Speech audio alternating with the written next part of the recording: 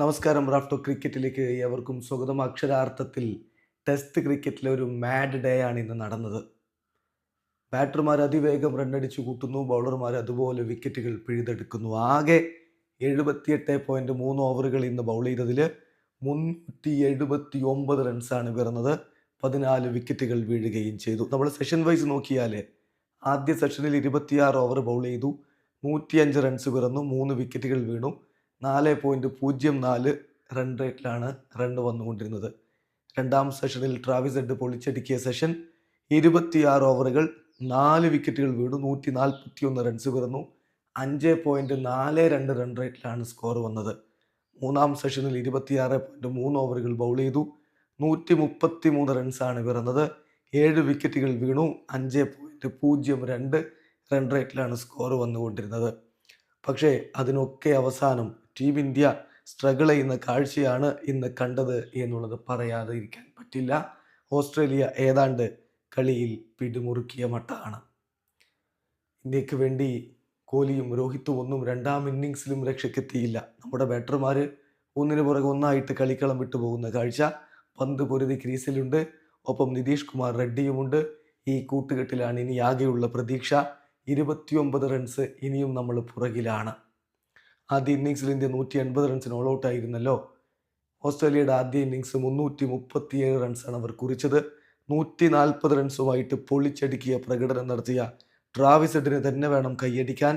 പിന്നെ മക്സീനിയുടെ 39, ലബുഷൈൻ്റെ 64, അങ്ങനെ എല്ലാം കൂടി അവർ 337 റൺസാണ് കുറിച്ചത്. ജസ്പ്രീത് ബുംറ 4 വിക്കറ്റുകൾ, മുഹമ്മദ് സിറാജ് 4 വിക്കറ്റുകൾ, നിതീഷ് കുമാർ റെഡ്ഡിക്കും രവി അശ്വിനും ഓരോ വിക്കറ്റുകളും ലഭിച്ചു. ഇന്ത്യയുടെ രണ്ടാം ഇന്നിങ്സ് വലിയ ഒരു സ്കോറിലേക്ക് പോകേണ്ടതുണ്ട്. കാരണം 157 റൺസിൻ്റെ കടവുമായിട്ടാണ് ഇറങ്ങിയത് എങ്കിൽ വിക്കറ്റുകൾ ഒന്നിനു പുറകെ ഒന്നായിട്ട് വീഴുന്ന കാഴ്ച. 128 റൺസ് എടുക്കുമ്പോഴേക്കും 5 വിക്കറ്റുകൾ നമുക്ക് നഷ്ടമായി കഴിഞ്ഞു. ഇപ്പോൾ നോക്കുക, യശസ്വി ജയ്സ്വാളും KL രാഹുലും ചേർന്നുള്ള കൂട്ടുകെട്ട് തുടക്കമിട്ടിട്ട് ആദ്യമേ രാഹുൽ പോയി. 10 പന്തുകളിൽ 7 റൺസാണ് അദ്ദേഹം എടുത്തത്. യശസ്വി ജയ്സ്വാൾ 31 പന്തുകളിൽ 24 റൺസ് എടുത്തു. ഗിൽ 28 റൺസുമായിട്ട് ഒരു ഭാഗത്ത് നിന്നു. പക്ഷേ കോഹ്ലി 11 റൺസ്. പന്ത് ക്രീസിലേക്ക് എത്തി. പന്തെത്തിയ ഘട്ടത്തിൽ ഗില്ല് മടങ്ങിപ്പോകുന്ന കാഴ്ച നമ്മൾ കണ്ടു. ഗില്ല് 30 പന്തുകളിൽ 28. അദ്ദേഹത്തെ പറഞ്ഞു വിട്ടത് മിച്ചൽ സ്റ്റാർക്കായിരുന്നു. പന്ത് ക്രീസിലുണ്ട്. രോഹിത് ശർമ്മ ആദ്യം തന്നെ ഒരു LBWയിൽ നിന്ന് രക്ഷപ്പെട്ടത് നോബോളായിരുന്നു. അമ്പയർ ഔട്ട് കൊടുത്തു, പക്ഷേ നോബോളായിരുന്നു. പിന്നെ സ്നിക്കും കാണിക്കുന്നുണ്ട്, ഒരു എഡ്ജ് കാണിക്കുന്നുണ്ട്. എന്തായാലും അത് രക്ഷപ്പെട്ട രോഹിത് ശർമ്മക്ക് അധിക സമയം നിൽക്കാൻ പറ്റിയില്ല. പാറ്റ് കമിൻസ് ബൗൾഡാക്കി. 15 പന്തുകളിൽ നിന്ന് ഒരു 4ൻ്റെ സഹായത്തോടെ 6 റൺസാണ് അദ്ദേഹം എടുത്തത്.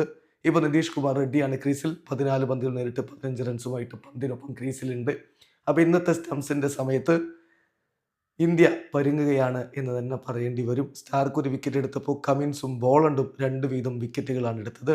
കുറച്ചുകൂടി ഉത്തരവാദിത്തത്തോടു കൂടി കിങ് കോഹ്ലിയും അതുപോലെ രോഹിത്തുമൊക്കെ മികച്ച പ്രകടനം നടത്തുമെന്ന് കരുതിയെങ്കിൽ അത് പാഴായിരിക്കുകയാണ്.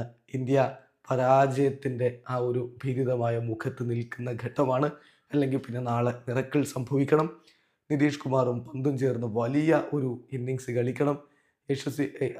രവി അശ്വിൻ വന്നിട്ട് മോശമല്ലാത്തൊരു പ്രകടനം നടത്തണം. അങ്ങനെയൊക്കെ ആണെങ്കിൽ മാത്രമേ ഓസ്ട്രേലിയക്ക് മുന്നിലേക്കൊരു മോശമല്ലാത്ത ഭേദപ്പെട്ട ഒരു വിജയലക്ഷ്യമെങ്കിലും വെക്കാൻ പറ്റുകയുള്ളൂ. രണ്ടാം ദിവസം തന്നെ ഏതാണ്ട് കളി തീരുമാനമായ മട്ടാണ്. വീഡിയോ അവസാനിക്കുന്നു. ക്രിക്കറ്റ് ലോകത്ത് കൂടുതൽ വിശേഷങ്ങളുമായി റാഫ് ടോക്സ് വീണ്ടും എത്താം.